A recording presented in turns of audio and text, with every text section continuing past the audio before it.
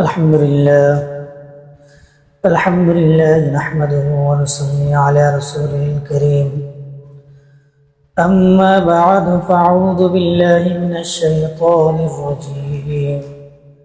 بسم الله الرحمن الرحيم. قل لو كان البحر مدادا لكلمات ربي لنفد البحر قبل أن تنفد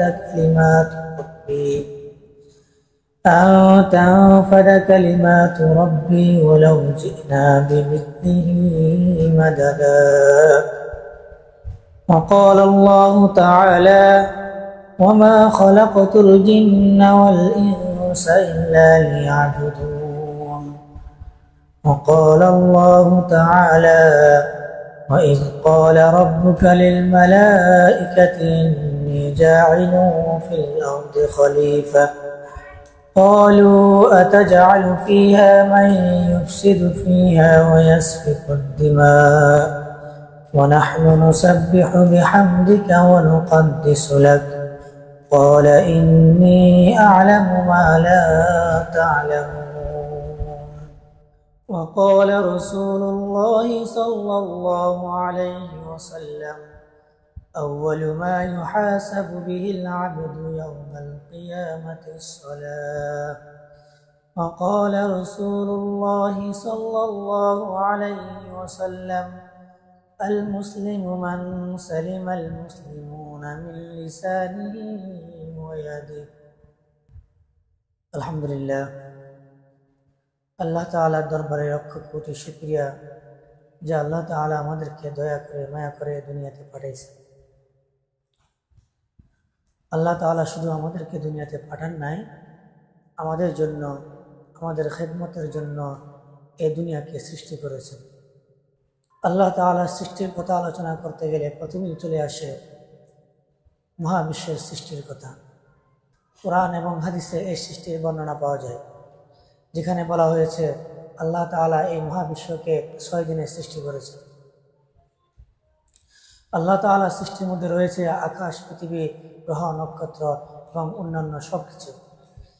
আমরা এই দুনিয়াতে যা কিছু দেখি বা যা কিছু দেখি না, যা আমাদের নজরে আসে বা যা কিছু আমাদের নজরে আসে না, সব কিছুই আল্লাহ তাআলা সৃষ্টি করেছেন। আল্লাহ তাআলা সৃষ্টির কথা যদি বলতে চাই তাহলে কখনো শেষ হবার নয়।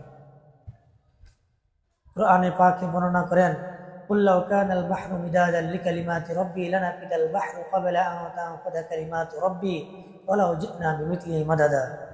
আল্লাহ তাআলা বলেন, হে নবী, আপনি বলে দেন যে তোমরা যদি আমার সৃষ্টির কথা বর্ণনা করতে চাও, তোমরা যদি আমার এই সৃষ্টির গুণাবলীর কথা বর্ণনা করতে চাও, যদি তোমরা এই সৃষ্টির কথা বর্ণনা করতে গিয়ে পৃথিবীর সমস্ত সাগরের পানিকে কলমের কালি বানানো হয় এবং পৃথিবীর সমস্ত গাছগাছালাকে যদি কলম বানানো হয় এবং পৃথিবীর সমস্ত জমিনকে যদি খাতা বানানো হয়, তারপরেও তোমরা আমার সৃষ্টির কথা বর্ণনা করে শেষ করতে পারবে না।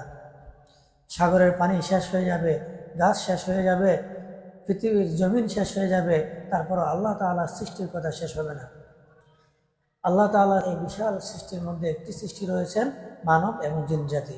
আল্লাহ তাআলা মানব এবং জিন জাতিকে সৃষ্টি করেছেন। আল্লাহ তাআলা যখন মানব জাতিকে সৃষ্টি করার ইচ্ছা পোষণ করেন, তখন আল্লাহ তাআলা বলেন: ওয়াইদ ক্বালা রাব্বুকা লিল মালাইকাতি ইন্নী জাইলুন ফিল আরদি খলিফা। আল্লাহ তাআলা ফেরেশতাদেরকে ডেকে বললেন, হে আমার ফেরেশতারা, আমি দুনিয়াতে আমার প্রতিনিধি পাঠাতে চাই বা আমার প্রতিনিধি বানাতে চাই, অর্থাৎ আমি মানব জাতি আদম আলাইহিস সালামকে সৃষ্টি করতে চাই। প্রতি উত্তরে ফেরেশতারা বললেন: قالوا أتجعل فيها من يفسد فيها ويسفك الدماء. হে আল্লাহ, আপনি কাদেরকে বানাবেন যারা দুনিয়াতে গিয়ে ফিতনা ফাসাদ শুরু করবে, মারামারি, হানাহানি, কাটাকাটি করবে। ونحن نسبح بحمدك ونقدس لك. আপনার তাসবিহ করার জন্য, আপনার জিকির আজকার করার জন্য আমরা কি যথেষ্ট নয়? তাহলে আপনি কেন মানব জাতি বানাবেন? তারা তো দুনিয়াতে গিয়ে মারামারি, কাটাকাটি, হানাহানি করবে। তখন আল্লাহ তাআলা বললেন: قال إني أعلم ما لا تعلمون. হে আমার ফেরেশতারা, নিশ্চয়ই আমি যা জানি তা তোমরা জানো না। তাহলে আল্লাহ তাআলা এই মানব জাতিকে একটি উদ্দেশ্য নিয়ে দুনিয়াতে পাঠাইছেন। সেটি হলো কি, কোরআনের অন্য একটি আয়াতে বর্ণনা করা হয়েছে, ওমা খলাকাতুল জিন্না ওয়াল ইনসা ইল্লা লিয়াবুদুন, অর্থাৎ আমি মানব জাতি এবং জিন জাতিকে আমার ইবাদতের জন্যই সৃষ্টি করেছি, অন্য কিছুর জন্য নয়। তাহলে আল্লাহ তাআলা মানব জাতিকে আল্লাহ তাআলার ইবাদতের জন্য সৃষ্টি করেছেন। কিন্তু আজ আমরা কোথায়? আজ আমরা কি করতেছি? আমাদের মধ্যে কি ওই উদ্দেশ্যটা, আমাদেরকে যে উদ্দেশ্যে আল্লাহ তাআলা বানাইছেন, যে উদ্দেশ্যে আমাদেরকে দুনিয়াতে পাঠাইছেন, তা কি আজ আমাদের মধ্যে পাওয়া যায়? না। আজ আমরা দুনিয়াতে এসে মারামারি, কাটাকাটি, হানাহানি, সব ফিতনা ফাসাদে জড়িয়ে আছি। আজ দুনিয়ার দিকে তাকালে দেখা যায় যে আমরা কতটা অন্যায়ের ভিতরে, কতটা ফিতনার মধ্যে ডুবে আছি, কতটা গুনার মধ্যে ডুবে আছি। আল্লাহ তাআলা যদি আমাদেরকে মাফ না করেন তাহলে এর থেকে বাঁচার আর কোনো উপায় নেই। বর্তমান ফেসবুকে ঢুকলেই দেখা যায় যে বিভিন্ন জায়গায় মারামারি, কাটাকাটি, জুলুম, অত্যাচার চলতেই আছে। আমাদের মানুষের মধ্যে কোনো মানবতা আজ নেই বললেই চলে। কোথায় গেল এই মানবতা?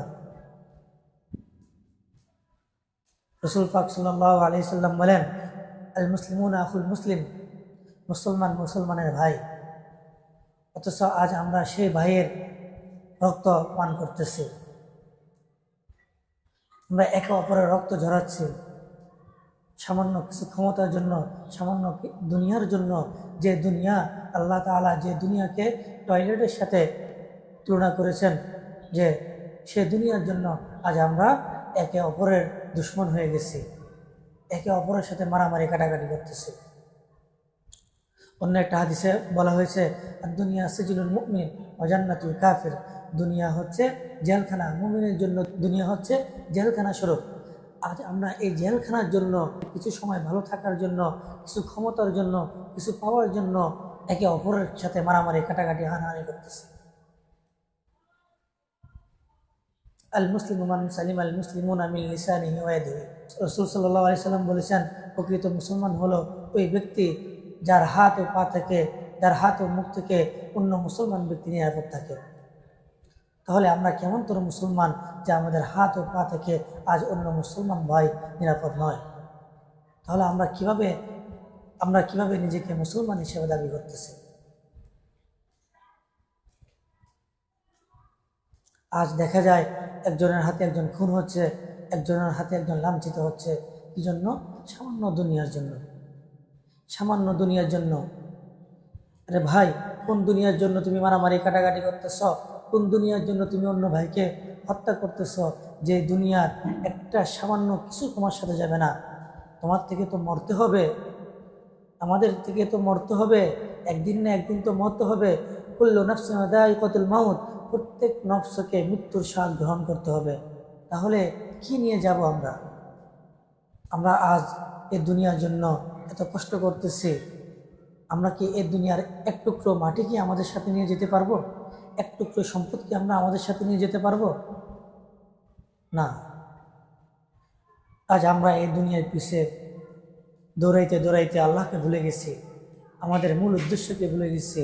আল্লাহ তাআলা বলেন, ওমা খলাকাতুল জিন্না ওয়াল ইনসা ইল্লা লিয়াবুদুন, আমি মানব জাতিকে সৃষ্টি করেছি শুধু আমার ইবাদতের জন্য। কিন্তু আজ আমরা এই দুনিয়ার পিছে ছুটতে আমাদের মূল উদ্দেশ্যের কথা ভুলে গেছি। আমাদের নামাজ রোজার খবর নেই, আমাদের ইবাদত বন্দেগীর খবর নেই, আমরা আছি শুধু দুনিয়ার পিছনে। রাসূল সাল্লাল্লাহু আলাইহি সাল্লাম অন্য একটি হাদিসে বলেন, আউয়ালু মা ইউহাসাবু বিল আবদু ইয়াউমাল কিয়ামাতিস সালাহ, কিয়ামতের দিন সর্বপ্রথম হিসাব হবে নামাজের। কিয়ামতের দিন সর্বপ্রথম নামাজের হিসাব হবে। আজ আমাদের মধ্যে নামাজ নাই, রোজা নাই, আমরা আছি শুধু দুনিয়ার পিছনে। কে কার থেকে আগায় যাব, কে কার থেকে বেশি ইনকাম করব, কে কার উপরে উঠবো, আমরা আসি সেই চিন্তায়। আমাদের নামাজের খবর নেই, রোজার খবর নেই, ইবাদত বন্দেগীর খবর নেই, জিকির আজকারের খবর নেই। কোনো কাজে আসবে না এইসব। আমাদের মৃত্যুর পর আমাদের কাজে আসবে শুধু একমাত্র আমাদের আমল। তাই আসুন আমরা বেশি বেশি আমল করে আল্লাহ তাআলার কাছে দোয়া করে, আর দোয়া মুখলিল ইবাদা, দোয়াই হচ্ছে মূল ইবাদত।